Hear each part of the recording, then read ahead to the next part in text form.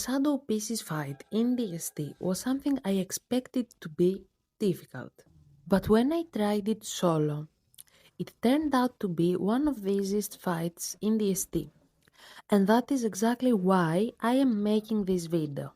Because honestly, if you understand the mechanics, it's extremely simple.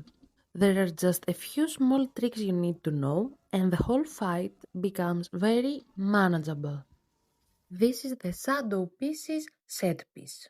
It will spawn randomly in your world. For me, most of the times, it spawns in the swamp. You will have to mine the statues, and then you will have to search for the missing pieces randomly in the world. The most time consuming part is actually assembling the statue pieces and carrying them to the place where you want to fight. There is not a specific place that the suspicious marbles spawn. You will have to look all around your map. The easiest way to transport them is by using a buffalo. Even if the buffalo isn't fully domesticated, you can still ride it and move the pieces one by one. It can be a little annoying, but it works perfectly fine. If you are playing as Wolfgang, you can carry the suspicious marbles without a buffalo because he doesn't get the speed penalty while carrying heavy objects. But without Wolfgang, you will have to use a buffalo. Once the arena is assembled, the location is ready. Now remember, this fight must happen during a new moon night. The first new moon happens on day 21 of the game. If that's too early for you, don't worry. A new moon night happens every 20 days, so you can always fight later and be more prepared. If you don't want to fight in the original location, you can move the fight somewhere else, like I did. I will show you at the end of the video how to relocate the fight. So I moved the arena to the Dragonfly Desert to save resources because I already had cobblestone floor here from the previous fight. This type of floor helps a lot in this fight. You will see why in a moment. As you can see, the shadow pieces are three enemies.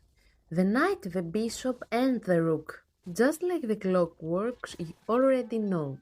The system is simple. You kill them one by one. When one dies, the other two level up. They gain more health, they deal more damage, and they get bigger. We are going to follow the order that is considered the easiest, and honestly, it really is. So first, we want to kill the knight. But here you have to be very careful. I will show you why, because I made this mistake in a previous fight and I had to restart it. You must kill them close to each other. If you kill one too far away, the others won't level up properly and the fight will not progress. And if that happens, you won't get the reward you are trying to obtain. So make sure the enemies stay close together when you kill them. Using a dark sword is crucial in this fight, because it makes a huge damage on the shadow creatures and the fight will finish faster. After the knight dies, both the bishop and the rook level up.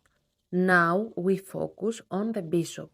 The bishop can summon shadow bats. When you see them spawning, try to dodge them so you don't take unnecessary damage. After avoiding the bats, go back and hit the bishop while keeping an eye on the rook. You can tell when the rook is about to attack right before it disappears. When you see that, just run through it, avoid the hit and keep focusing on the bishop.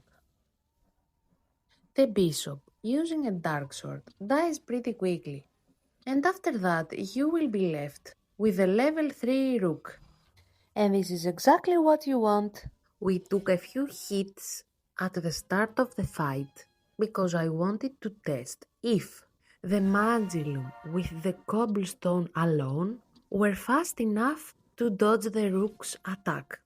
You don't need to test it yourself because as you can see, it's not enough. The only reliable way to dodge the rook is by using the cobblestone and your walking cane. The magic luminescence isn't really necessary, but I kept it anyway. We hit him with a dark sword. Before he disappears, we switch to the walking cane, we switch back to the dark sword, and we hit again. So, hit with the dark sword, walking cane, and back to your dark sword. And this way you will have no damage at all. The rook can be defeated very easily using a cobblestone, a dark sword, and a walking cane. Let's see it one more time. You hit, and right before he disappears, you take your walking cane, dodge, and hit again with your dark sword. As I told you, the easiest fight in DST history. Let's skip through because I don't want to bore you.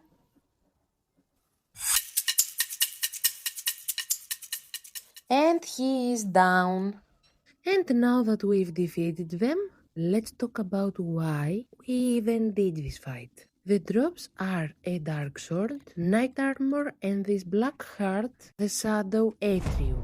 The shadow atrium is the main reason to do this fight.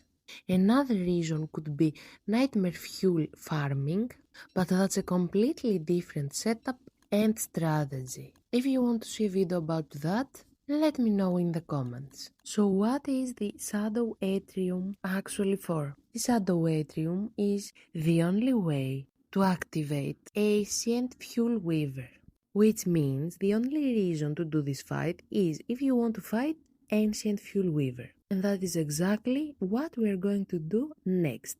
Our next battle will be Fuel Weaver, and that will be my next video. Now let me show you how to move your fight in another location, like I did. Gather the figure sketches that they drop, bishop, rook, and knight. Use a potter's wheel and make one statue for each enemy. And there you have it.